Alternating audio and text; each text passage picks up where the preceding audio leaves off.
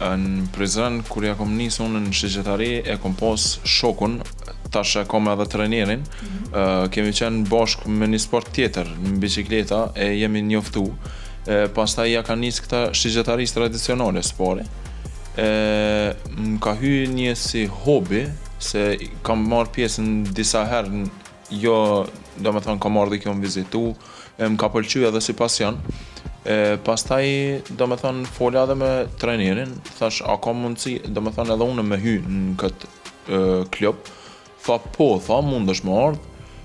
Ja kom nisë me një shigjet të vjetër, nuk është e vjetër, po është me një pak ma e lehtë është.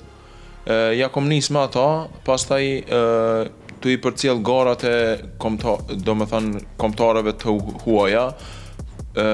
Ja kemi nisë, do me thënë e kom blej këtë shigjetën e re, shigjetën teme personale. Për momentin jemi duke marrë pjesë në gara të ndryshme, jo kombëtare, ashtu edhe jashtë vendit. Në Turqi kam marrë pjesë në gara, së bashku me një shok tjetër. Në gara në Prizren, kam marrë pjesë me një garë në Prizren.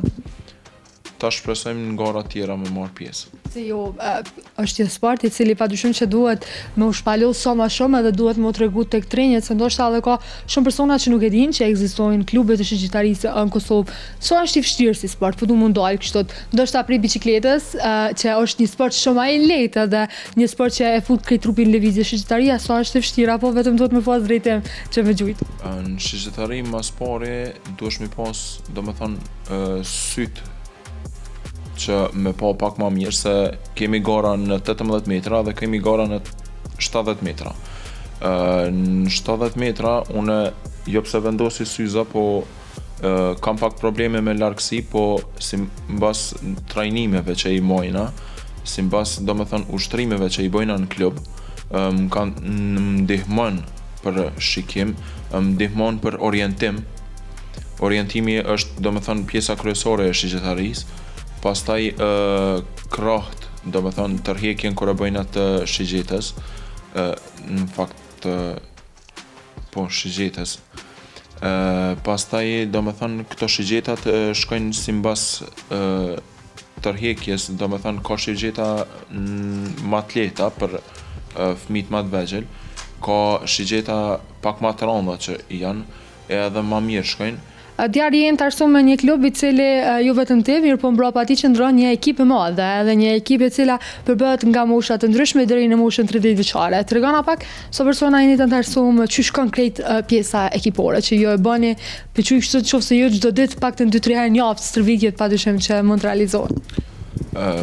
Jemi diku rreth 20 sportistë profesional në grup. Kemi edhe grup mosha tjera.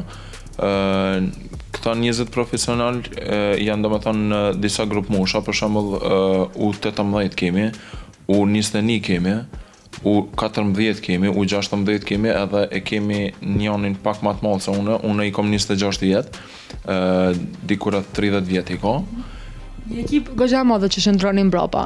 Po so është e vështirë me bashkëpunu në ekip, sidomos ndoshta me i mësu prej fillimit, edhe atë karon ndoshta që me pas bashkëpunime edhe me ekipat më të vogla, U14 për shembull, një sport që për ta është goxha e rrezikshëm.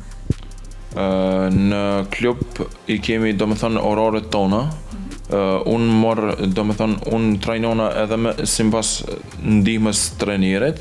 Po edhe ka edhe fëmijë domethënë që janë U14, U16, edhe me ata edhe i ndihmojmë aty në domethënë në këtë sport, po edhe trajnohemi bashkë me ata. Ata ka një herë edhe bëjmë gara, domethënë sipas në grup moshave.